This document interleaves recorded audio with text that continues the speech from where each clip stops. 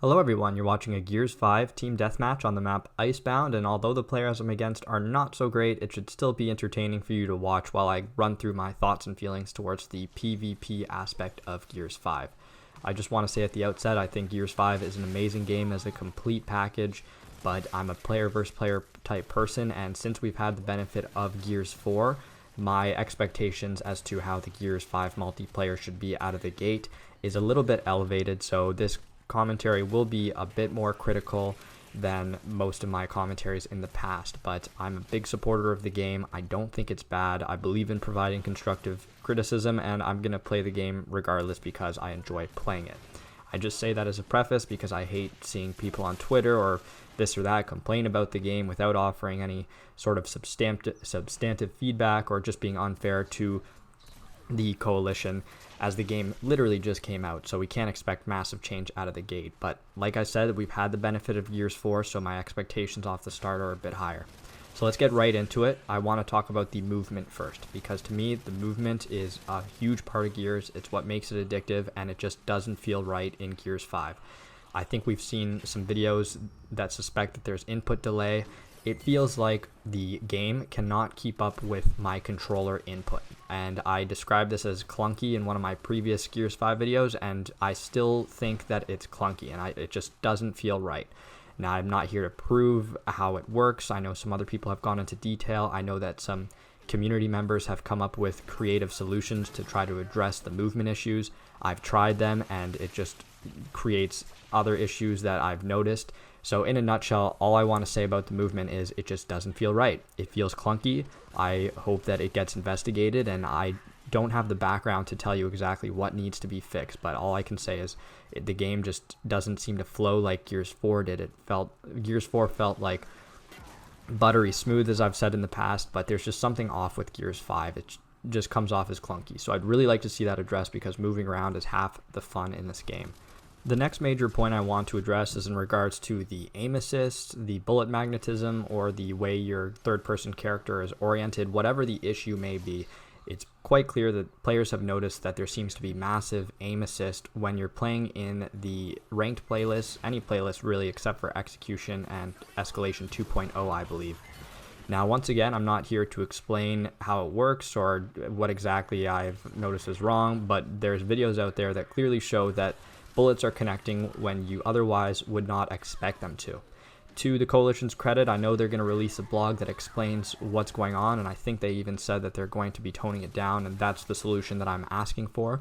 But what I also want to say is I'm not necessarily concerned why it's happening. I just care that it is happening, and I want to see it addressed because I think it reduces the skill gap. And I don't play ranked playlists to reduce skill gap. I play ranked because I want to compete, and I feel like it hampers your ability to be in a competitive environment when other people are going to essentially be rewarded in the same way you would have been, even though they didn't land their shots as effectively as you did. So that's something that I would like to see gone. I think it's fine if it exists in quick play, and to my understanding, aim assist has existed in all the Gears games, but it is noticeably stronger in this game, and it's to the point where I think a lot of players are abandoning certain playlists because they're not a fan of it. Next, I just want to address the modes. This I'm not as concerned about. We got all the modes that I would expect the game to have, but that's also part of the problem, is I would like to see some more innovative modes on the way.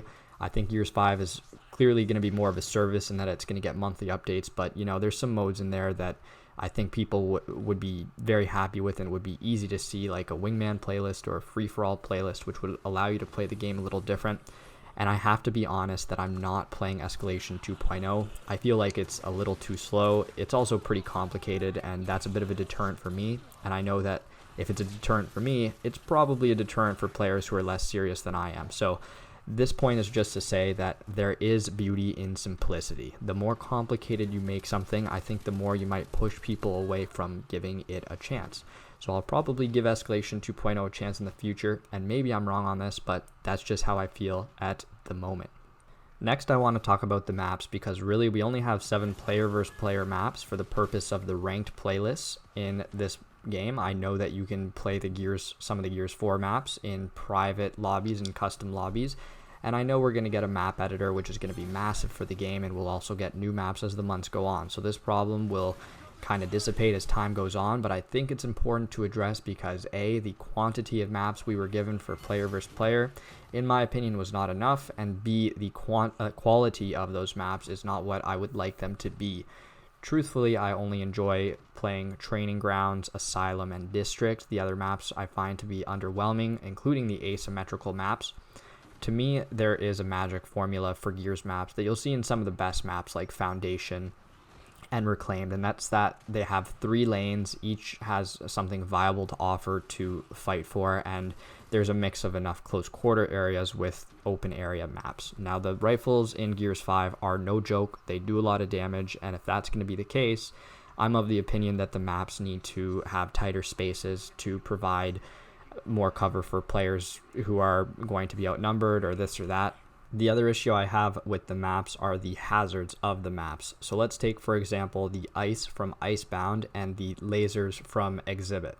Both of those are examples of hazards that, in my opinion, delay gameplay because they're essentially an obstacle for players who have the choice of trying to be an aggressor, which is already difficult to do in Gears 5 due to the rifle gameplay, versus some of the hazards I liked from previous Gears games. So for example, Avalanche and Security. Let's take those.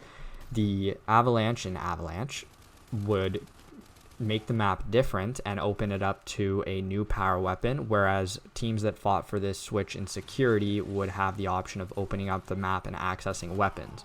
Those are examples of hazards that encourage gameplay, in my opinion, because you're able to fight for something and be rewarded, whereas Icebound, if you go for the power weapon or try to cross the map and someone shoots the ice underneath you, you're done. If on Exhibit you try to push in that very narrow bridge, not only are you going to take Lancer fire, you're going to be punished because you are having to worry about the lasers. All this to say that in the future for Gears 5, the types of maps I want to see are maps that are as strong as some of the maps we know the Coalition can deliver, like Reclaimed and like Foundation, in that they're symmetrical, we have 3 lanes to fight for, and obviously a variety is good, so I'm not saying that that is the formula they should and must stick to, but also that the hazards are created in such a way that it would encourage gameplay.